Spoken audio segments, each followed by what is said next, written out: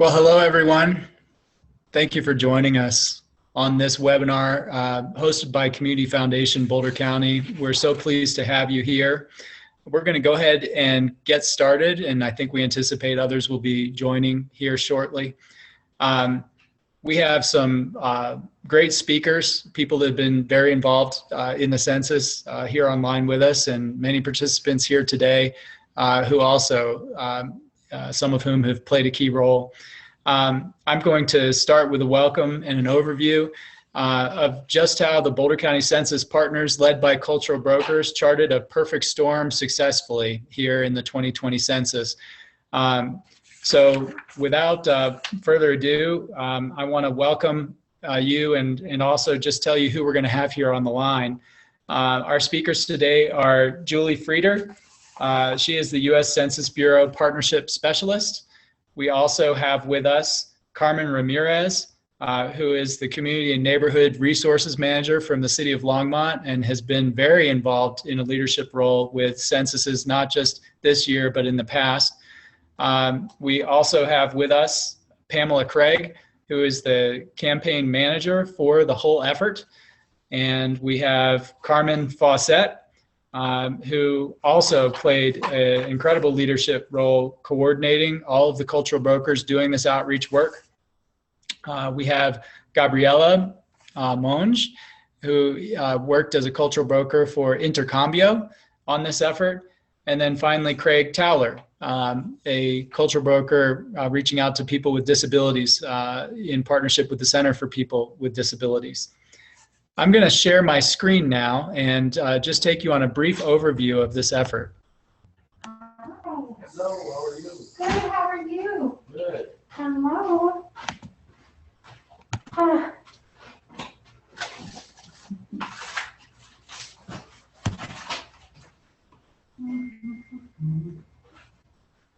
Okay, you should be able to see my slide deck. I'm going to ask Brooke, my colleague, whether she can see it. Yep, we're all good. Okay, great. So briefly, just an overview. You know, the census is something that has been very important across the country. It is every 10 years. It's felt even more so this year, and we wrote about it in our trends report on the social, economic, and environmental issues facing Boulder County. But just, you know, briefly, you know, what is the census and why is it important? Well, the decennial census of population and housing in the United States is the basis for how federal funds are distributed to such programs as WIC, Head Start, public education, transportation, and public transit. It's the starting point for how major public policy decisions are made, and it determines how many people a state's voters can send to Congress. Our trends report, as I mentioned, relies on the census for a majority of its data. The census also holds a mirror to our community, showing us how well we know one another. So several factors converged on the 2020 census to make it the most high-stakes exercise in memory. First of all, the census had been underfunded for a decade thanks to Republican congressional efforts to rein in government spending, especially on hard-to-count populations that tend to vote for Democrats. And this is in our trends report, and this is according to a nonpartisan expert on the census that you can read more about there. And because of these budget cuts, the Census Bureau has been trying new untested methodologies to help ensure an accurate and complete count, including moving much of its outreach efforts online. The Trump administration's well-publicized push to add a citizenship question, which was stopped by the U.S. Supreme Court, was predicted to reduce cooperation with Hispanic households, with minorities, and with immigrants. There was overall a trend that was providing a headwind of Americans being less willing than ever to respond to any survey, citing privacy and confidentiality concerns. And in response to these increased privacy concerns, the Census Bureau is and was likely to release less and less of the information it collects than ever before. Add the COVID-19 global pandemic to all of that, and you certainly have a perfect storm. On the positive side, advocates for complete count of the census who are outside the census have mobilized far more than in the past and are much more on top of the issue than they ever have been, as you're going to see in this presentation today. So at the Community Foundation and across Boulder County, our outreach strategy really embraced this concept of cultural brokers. It's been a learning journey for the Community Foundation. Carmen Ramirez, one of the people that's going to present to you in a minute, has been a leader across the county in emphasizing the value and importance of cultural brokers. And these are people who come from a community within our county that may have been historically underrepresented, and also have reach into our institutions.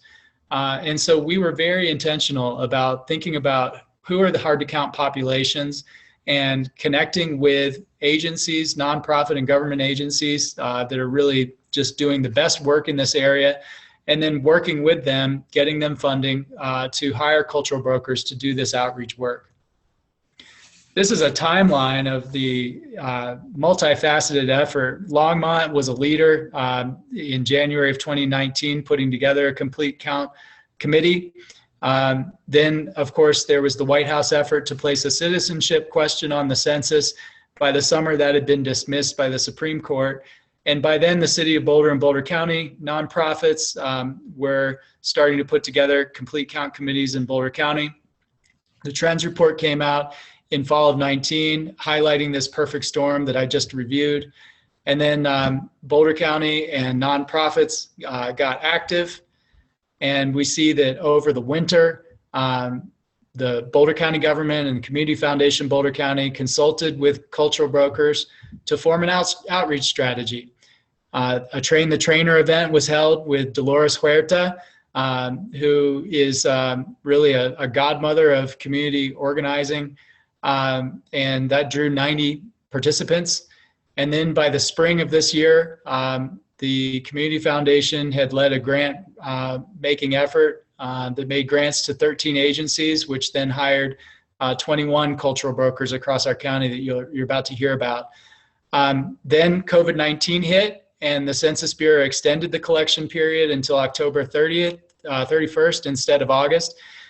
By the summer, the cultural brokers were conducting a relentless campaign. You'll hear about it. They did an amazing pivot to online and virtual outreach instead of in person because of COVID. And then the Census Bureau cut back the collection period from late October to September 30th. So here we are really right at the end of the effort. It's a good time to talk about what the effort has yielded. There was a text campaign recently that targeted 29,000 hard to count residents. And this all has rolled up into a result where the self-response rate in 2020 has exceeded 2010 despite this pandemic. I don't expect you to be able to read this org chart. I'm just posting it because it's impressive. These are the foot soldiers involved in this campaign. Could not have done it without an intense and effective and multi-layered collaboration across the county on many levels that stretch through our university campuses, our nonprofits, and our government agencies. And we'll get into that in a minute as well. So finally, I'm now going to turn it over to Julie to get into where we got with this count. But I would say that the highlights of our impact is, first of all, a better self-response rate than in 2010, despite the pandemic and all of these headwinds that we were facing. The value and power of cultural brokers has been demonstrated. Collaborative relationships have been built and strengthened. And as a next step, we are in the midst of publishing a final report, and you'll hear from the architect of that final report, Pamela Craig, here very soon. So I'm going to now stop sharing my screen, and I am going to welcome our first presenter, Julie Friedler from the U.S. Census. Hi, everyone. Chris, thank you so much. And I'm sorry that my video is not working. I am a Zoom expert by now, but for some reason, just when I got my hair cut and I have a really nice lipstick on, my video is not working. But I'll just say it's really a pleasure to be here and an honor to have worked with this amazing and distinguished and inspiring and truly a lovely team. It was the org chart showed the census on top and not to challenge Chris, but I would say it's really been a lateral, horizontal, networked campaign of close partnership through every aspect. As the official Census Bureau liaison, though, it was my responsibility to communicate on a continual basis with this extensive team. Just to back up for a second, well, and I should thank everybody who enabled this campaign to happen. I know the county mobilized and funders and nonprofits, and it was an expansive effort to fund the campaign that you'll hear about. The census started planning for the 2020 census probably a decade ago, and of course had no idea that the challenges we'd face would be upon us. The planning has started for 2030, not surprisingly. It takes a massive campaign to count every single person in the country. It's not a model or a prediction, it's an actual enumeration. And this year, the first person counted was on January 21st in remote Alaska, and the director of the Census Bureau, Stephen Dillingham, flew into remote Alaska, took a snowmobile to a remote town, and counted a Yupik elder at age 90 years old as the first person counted. And we go to great lengths to make sure that we count everyone regardless of their status and regardless of where they live. Geography determines everything. And so whether it's counting the mountain, the folks who live in the mountains, or the rural areas, or older adults, or today, the count of people experiencing homelessness is going on. This is our very last operation. It's part of the service-based enumeration. And we have 150 sites throughout northern Colorado where our partners have helped us understand where people are staying in non-sheltered outdoor locations. So that actual head count is happening. It happened yesterday evening and will happen again this evening to make sure that the unhoused population is also included in this once a decade important count. Our work, my work as partnership specialist and in partnership with the Boulder County team, really emphasized self-response. Now, what that means is that we used education to empower and engage the entire community by working with cultural brokers and trusted voices to make sure that people understood why the census matters and how they can respond. The reason we want self-response is it's a much more accurate way of gathering personal information. People are more honest, we know from experience, when they're able to respond on their own, either online, by phone, or on their paper questionnaire. So that was our big push. Of course, not everybody is going to self-respond for a number of valid reasons. And so we initiate the non-response follow-up, NARFU, and that's going on now as well. It will wrap up on September 30th. We are currently at a national total response rate of 96.2%. In Colorado, we're at 95.8%. In northern Colorado, which is the most granular we can get, as of yesterday, we were at 97.2%, which sounds impressive if you're about a survey, but not if you're about the census questionnaire. We need to get to 100%. So our team of thousands of enumerators are knocking on doors, trying to gain access so that we can get to 100%. Everyone is giving it their all, and fingers crossed that we will achieve this goal of counting everyone in Boulder County. There's a live map that anyone can access. If you Google census response rate map, you can look at cities and census tracts. I'll leave it at that and just say thank you again for the opportunity to be here. I look forward to hearing what everyone else on the panel has to say. Thank you so much.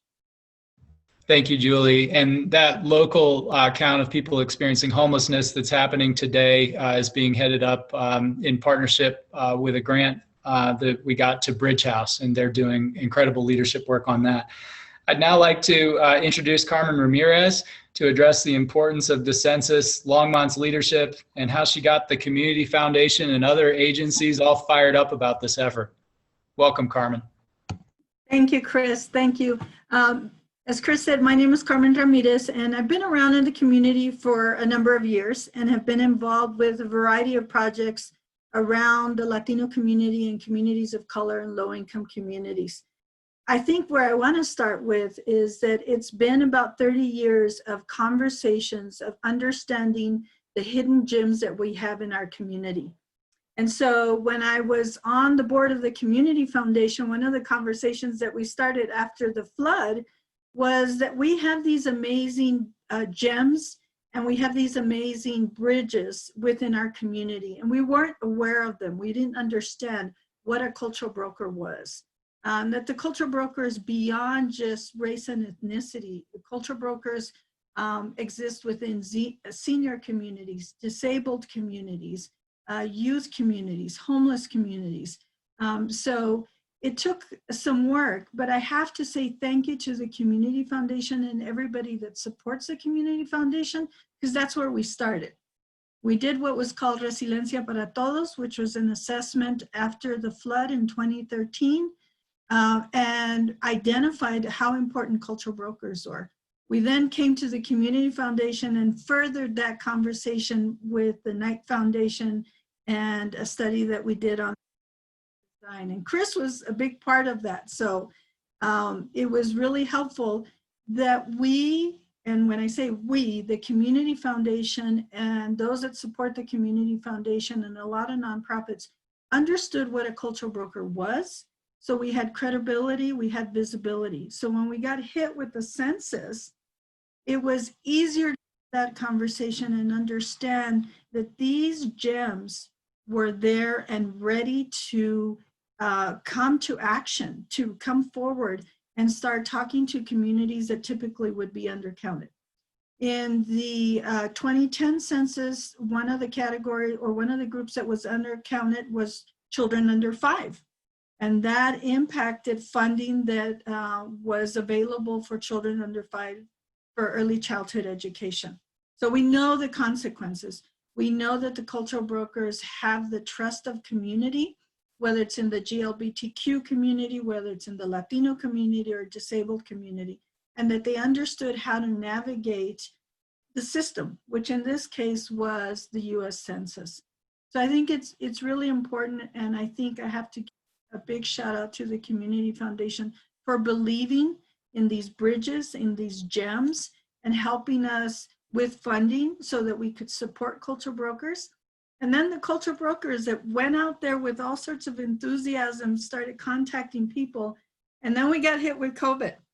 And you'll hear some stories of how they pivoted and how we went, if you think about many of the communities that we work with, the digital divide is very real. And so how do you overcome that?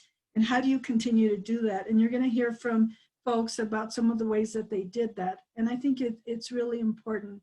What I would ask the Community Foundation is to continue to support and believe in community, believe in bridges, believe in these cultural brokers, as you have done already.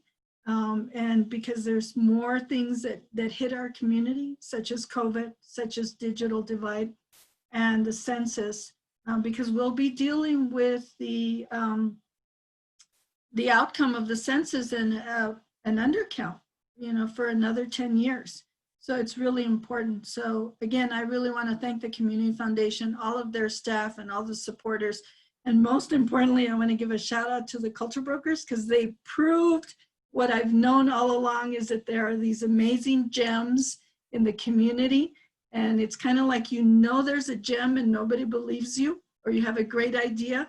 And this is proof that these gems really can shine in a time that was very challenging. I think it'll be unforgettable for us all. So on that, I'll end on that note, Chris.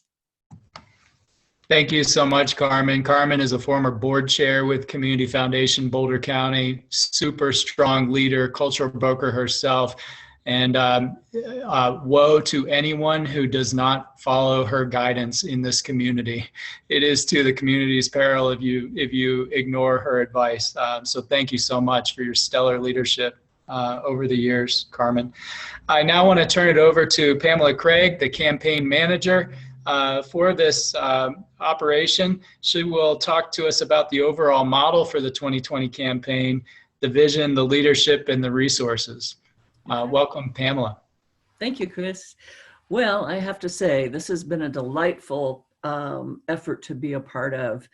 And so basically the overview is that this amazing collaborative group came together, guided under the belief that everybody counts in Boulder County. The broad strategy was basically collaborative partnership and leadership model. There's been a bit of discussion about that already. There were basically 4 complete count committees that came together representing the broader county. And then this group got together and realized they really needed to coordinate so that everyone could have a combined effort. So in addition to the collaborative partnership and leadership model, there was the oversight of campaign and outreach, then the grassroots outreach model that Carmen was mentioning, the cultural brokers. And the last piece of that became creating county branded print and display material. Although I have to make a note here that all of the communities created some of their own specific materials that they knew they needed for their own communities. The mountain community is part of that, City of Longmont, City of Boulder, all of those had some specific branded materials, but they all were coordinated under the umbrella of the same message. And originally, we thought that there would be a lot of materials needed for meetings and groups and a lot of hands-on events and special, hands-on group gatherings and events. And as you all know, that all changed by mid-March. So the print materials that we had created, some of those, the ones that were more meeting or group event specific, needed to be augmented by things that we could use in a no contact environment. So in other words, postcards that went into food boxes, or outdoor sidewalk signs that were weather resistant that could sit out and hold the message when none of us could get out very much. Banners for schoolyards, those kinds of things. Also, as a part of resources, we wanted to make sure that collectively, anyone who was willing to be an advocate for census engagement had materials available to them. And part of that was the design of a mini grant fund that would help support in small amounts things like the cost of mailing to the town of Nederland, for example, or a front page ad to NIWAT to say, hey, everyone, this is important, and do this. Or, so there's a full range of things that the mini grants supported. And basically, that was the combination of our overview strategy. I'm trying to make sure I haven't left anything critical out, but that was where we started. Wonderful. Thank you so much, Pamela. And we'll return to you for some of the findings that you've collected from the various partners that have begun to, well, they have sent you their reflections on the whole process, and a report will be forthcoming. Just as a moderator, I want to mention, if those of you have questions that are burning, please type them into the chat and we will get to those just as soon as we're done with the presentation here. Next, I would like to introduce Carmen Fawcett to present the Cultural Brokers model in a little bit more detail. Carmen, welcome.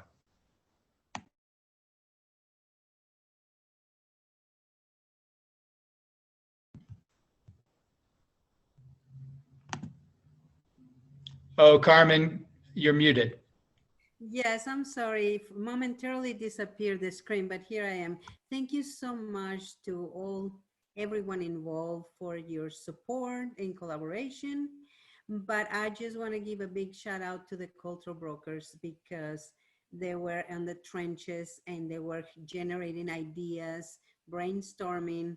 It was, we had a plan, and we were very excited. And the key of the cultural brokers, I just want to emphasize that it was a brilliant idea because it led us into the confines where the people that are hard to reach are, and they have a trusted organization. And within that organization, the cultural brokers were responsible to present, inform, and just motivate the people. And I think once everyone, all the populations we were trying to reach, 0 to 5, the senior communities, the people with disabilities, the immigrant community at Intercambio, and the food banks, all these areas, the schools, school districts, once we delivered the message, they were like, oh yes, this is something that we want to do.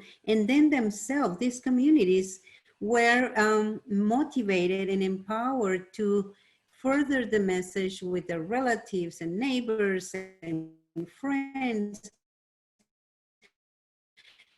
So the net got bigger. So of cultural brokers with their ideas and with their trusted communities, like for example in the mountains, is a very specific community that we needed to reach. And we had a person who lives in the mountains who could tell us, this is what we need, this is the way to reach out.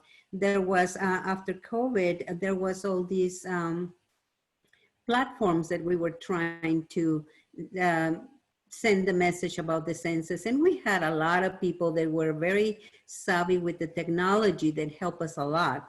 And interviews and radios, TV for the Boulder Valley School District. We were just trying to reach everyone at everywhere, like the local business in Longmont, and with the Latino Chamber of Commerce and the Boulder County Chamber of Commerce. So we all got into trying to reach out, CU students, front range students, everyone, and pivot the message so they could be like something to generate excitement about the census. And I think everyone did a fabulous job. I want a big shout out, like Craig got us out of a jam when we were trying to gather 600 plus door hangers, and he was the only one putting the labels. Gabriela helped as well. Maciel produced some labels until we were ready with the printed materials. So everybody was so enthusiastic and eager to come out with ideas and solutions and helping each other. So I just think it was an amazing campaign, and it was energetic despite of the pandemic. Because it's like, what are we gonna do? We know the agencies, the people, we wanna go and talk to them, but somehow we got it done. And the door hangers, if Gabriela remembers, we did, with the help of everyone, including Julie, over 6,000 door hangers in Boulder County. So, we were trying to reach communities that were very condensed, like big apartment buildings, like in Longmont. We did a community with 500 plus apartments. So it was a big effort with several cultural brokers. And then also, and I apologize if I don't mention everyone, but El Comité, knowing their community, they were able to do a phone campaign and intercambio. And, we just, got in contact with the informal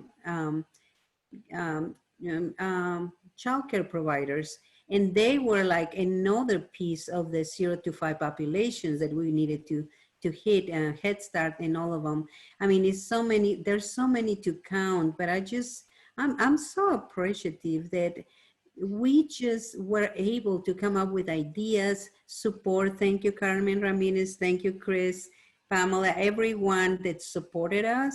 So this could be done. And I just, all the communities, somehow we got senior communities, LGBTQ, so we had a representative everywhere. And I think that's the way to go in a campaign, because these individuals are trusted in their communities, and that's what generates this enthusiasm for the campaign. So thank you all for your support, collaboration, and trust. We were very lucky.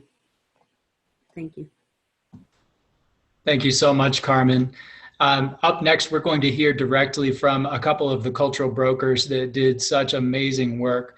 The first one we're going to hear from is Gabriela. And Gabriela, I'm going to ask you to pronounce your last name for us. It's Monge. Monge. Gabriela Monge, let me just read you a bit from her resume, which made her such a perfect cultural broker for working with Intercambio, uniting communities with immigrant populations. Gabriela was born in Chihuahua, Mexico, and immigrated here. She now lives in Lafayette. In Mexico, she worked as a detective at the border investigating high-impact crimes against women. She works closely with Latino and immigrant communities in Boulder County through volunteer work with Sister Carmen Community Center, Mesa, Head Start Preschool, and as a member of the District Accountability Committee representing Latino parents at Pioneer Bilingual Elementary School. Prior to her work as a cultural broker, she completed an internship at Longmont Detective Division. Talk about someone who is connected, networked, and passionate about the community. Gabriela, please share with us a little bit of the work you did as a cultural broker. Okay. I was hired by the organization Intercambio Uniting Communities as a cultural broker with the intention to promoting the Census 2020 within the community that has Intercambio, a multicultural community of students and families who speak English as a second language. They hire me because I am part of the community, so that they play a very important role in this campaign, using the strategy of hiring a person in who the multicultural community felt identified and in full confidence. I was an Intercambio student, I'm currently a student too, and I know the needs and how important it is to be counted. So my most important role was to motivate the community to fill out the census. First, I was going to make presentations in person, in classrooms and other schools and events. But due to the pandemic, the situation obviously changed. But that was not an obstacle for me to make the numbers grow and the multicultural community to make itself count. I made calls according to the database that the organizations give it to me, to all the Intercambio students to promote the census. Then my abilities come to light, abilities that I didn't even know that I have. I made an animated video. The name is Ahora Somos Seis, so we are now 6 in Spanish and subtitled in English. That was very successful and was broadcast on many social pages and even made into state news. I started promoting the census by greeting outside in the graduations parade from preschool to high school in cities of Longmont, Lafayette, and Boulder, and other parades. I always attended with the census sidewalk. I put banners in almost every middle and elementary schools from BBSD, where the district made the food distribution every week, and also went to the campaign where the district made the distribution and I was keeping my distance. I asked people if they had already filled out the census. I made webinars in Spanish and English, highlighting the importance of the wider community in general should be counted. I will also, in more than 95% of the door hangers campaign, where more than 6,200 were distributed.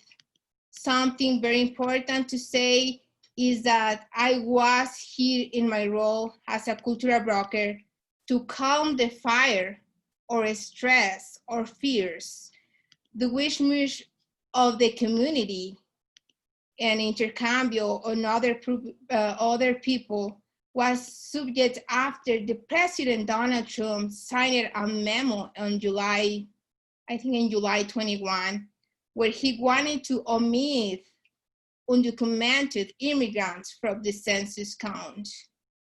Some students of the organization called me or other people who have English as a second languages and expressed the fear that if they fill it out or that they had already filled it out or that I could be deported.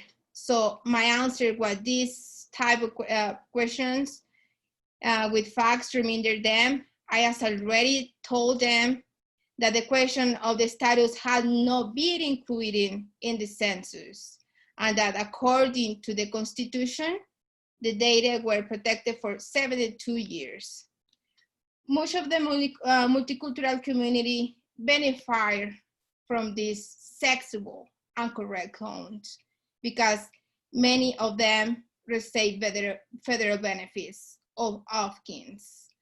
And this wonderful result that I obtained as a cultural broker was due to the successful communication I have with my immediate boss, Carmen Fawcett, Becky Campbell, Norma Fuentes, Lee, Pamela Craig, Julie, who were always supporting me.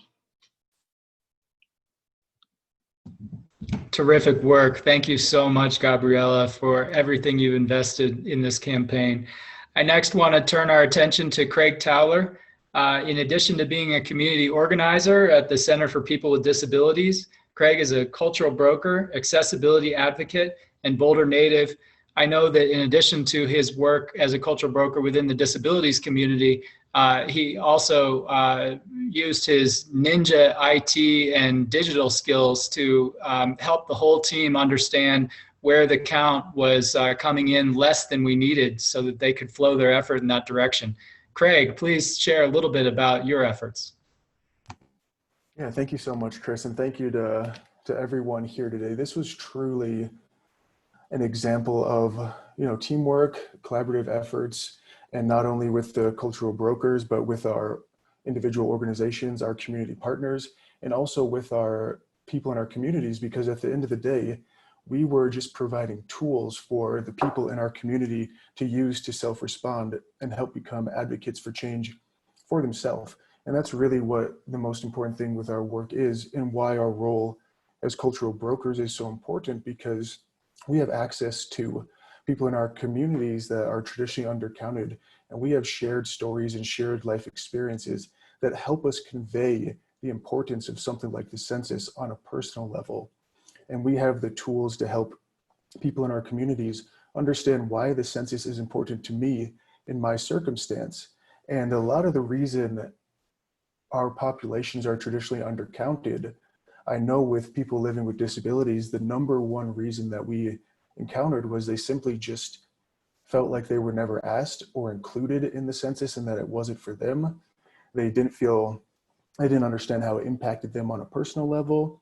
They had a fear, as Gabriela was sharing, that the information that they put forth in the census could be used against them in some way and hurt them. And lastly, just trouble with completing the actual form, as Carmen also talked about, the digital divide.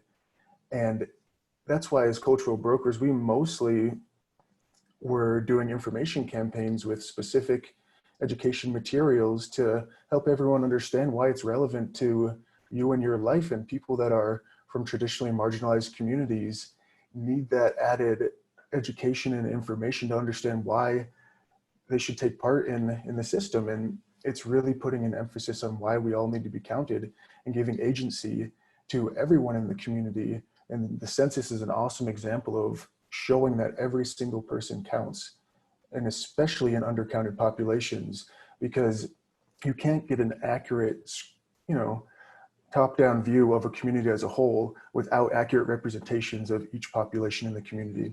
And that's why our role as cultural brokers, I feel, was so valuable. And I'm kind of looking at my notes here, and there's just so much that has happened in the past 6 months. And I think the biggest thing that we need to talk about is kind of the barriers that we had to recognize and acknowledge in order to overcome in the very beginning of the outreach campaign. And a big one was obviously COVID, and how that not only affected our personal outreach, but the effect that that had on our populations of people. And I know people living with disabilities are generally also a high risk population for COVID. So this made the outreach even more difficult, because there was a lack of visibility of our community. And with the digital divide, we really had to figure out strategic ways to get access to our consumers and our population to help get the information they need for self-response and participation. And we did this through, which was just an amazing pivot and show of resilience to the Center for People with Disabilities, was conducting virtual peer support groups daily. That was something that as an organization we had never done before. But once we couldn't do in person anymore, we knew that that was a service that was important to our consumers and quality of life. So we immediately had to pivot to daily peer groups and put a lot onto our consumers to really take on that learning curve and learn how to use online platforms such as Google Meets and Zoom. And we ended up getting really amazing results in it. That gave us a platform where we could still have face-to-face conversation with our consumers like we're doing now, and help provide the tools for self-response. And a lot of the tools that we did help provide were accessibility features that were specific to our community members, which involved doing tutorials for how to self-respond online and use the interface of the website, tutorials on how to use the screen reader so that people that are vision impaired and blind can still feel comfortable with self-response. Still giving access to paper questionnaires and large print guides, and the option to have it in Braille, and also presenting census materials and tutorials with features such as closed captioning, just to make sure that we're presenting information in a way that is very accessible to all of our consumers and specific to their needs. And I think that's really the fact that continues to come up with our work as cultural brokers, is our access to our communities. And by being a part of the communities ourselves, we understand the struggles and barriers that are in place, and we can help overcome those barriers through those connections. And yeah, it was just, a really great opportunity to come together as all and show that we matter. And one of the most gratifying things I saw was when we would talk to a consumer who is part of our organization and give them the tools to empower themselves and be counted and feel that inclusion in their community.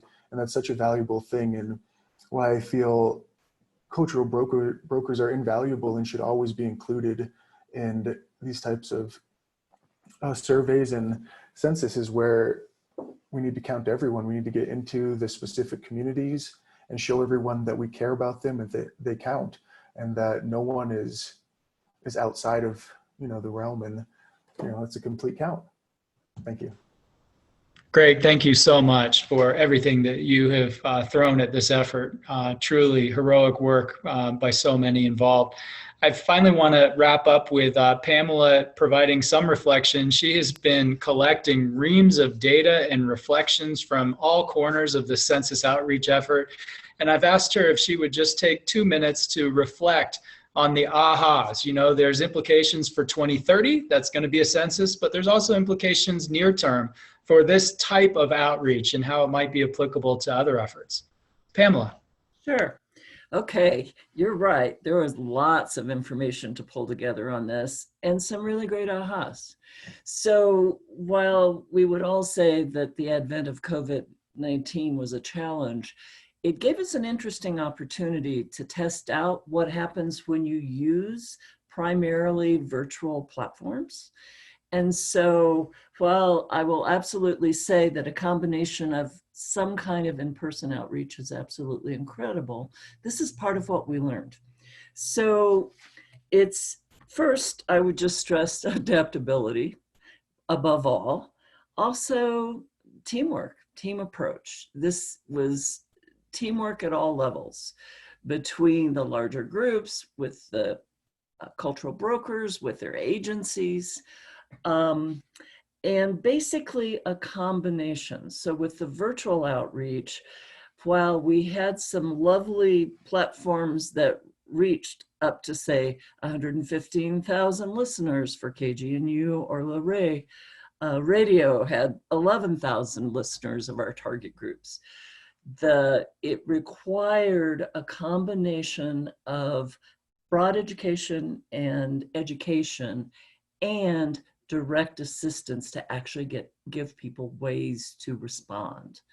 So for example, through our agency partners and cultural brokers, we were able to they were able to document 2,300 direct self-responses through working with participants, program participants, basically. On another side of that, Out Boulder basically changed their platform to a virtual campaign. And in that, they did one of two things, which I also think gave us some good information. So they created a drawing that weekly required individuals who actually did self-respond to then get onto social platforms and say that. So they basically were able to account for over 1,100 people who self-responded. On the other side of that, they indicated that they had 36,000 points of contact, but it was this one effort that required people to directly engage that they could then count. So on one hand, I can tell you that we've had so much outreach and education across the county through all of your efforts, basically, but it's when we've gotten down to the direct working with participants or community members or the direct assistance pieces that then we've been able to drill it down to knowing where people responded. That's a really quick overview, but I think that's kind of the high points, that you need a combination of macro and micro contact in whatever ways we can do that. Amazing. This was all pulled off in the context of COVID and the pivot that required. Thank you, Pamela, and thank you, everyone. I want to open it up now for questions, but first I want to recognize that this could not have happened without the support of the agencies that were hosts, grant recipients, and huge partners. I see we have Maria Stepanian from the Center for People with Disability. We have Norma Fuentes on the call from Intercambio. Aaron Fostick was Carmen Ramirez's co-chair for the Longmont Complete Count Committee. Thank you for being here. Cherry Rose Anderson, who co-chaired the nonprofit CCC on behalf of the NAACP Boulder County branch. Scott Medina, what are you doing here? You're in the middle of the count today for people experiencing homelessness. This guy has proven over and over again that he is everywhere. Donna Lovato, thank you so much for your work on behalf of and with the staff of El Comité in Longmont. And Marty Moore, I see you. Thank you so much, and your support of one of our cultural brokers, who almost joined us on this call but had a conflict. Really incredible work by Jose Ramon Garcia Madrid, our census outreach partner with Out Boulder County, who worked with Out Boulder County on a number of exciting projects and campaigns meant to excite LGBTQ communities around the census. He is a second-year law student at the University of Colorado, a proud gay Latino, and because he has a law class, that's where he needed to be today. He grew up in Phoenix and was born in Chihuahua, Mexico. With that, I want to open it up for questions. I'll start with one that Dr. Pete Dawson left in the chat box. He's asking, were the outreach strategies better than in the 2010 census? So I'm going to ask anyone who's a panelist that was there for the 2010 census to answer this, and I'm looking at you, Carmen Ramirez. So I'm not going to say that they were better. I'm going to say that it was an opportunity to be really creative. So in 2010, I was doing door-to-door. We were doing community events. We were at all these community events. And as you heard from the cultural brokers, we had to pivot and we had to figure out how do you attend a graduation and be part of a parade? How do you go through a mobile home park and keep social distancing? And how do you become digital? And how do you help folks with disabilities, be able to connect in a digital way? So there's a part of me that wants to say it was better in 2020, but I think that what I would say is we met the challenges. Remember that many of the communities that we're talking about are communities that in-person connection is so critical. And this is again why I think cultural brokers were so important, because they overcame the social distancing and the digital divide. I'm reminded that this is a decennial effort. It happens only once every 10 years. There are so many people on this team who were not involved in the effort 10 years ago. And we can predict that that may also be the case in 2030. There will be the gems of our community who may still be working on 2030, were there in 2010, 2020, but by and large, it's going to be a new crowd. And so we're providing this resource. Pamela is putting it together, the City of Boulder is producing it, publishing it, we'll make it public.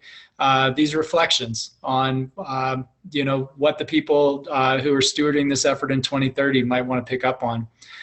Norma Fuentes, I wanted to give you an opportunity I saw your hand raised. I'm not sure if you have a question, but if you have a question, please do put it in the chat and we'll air it.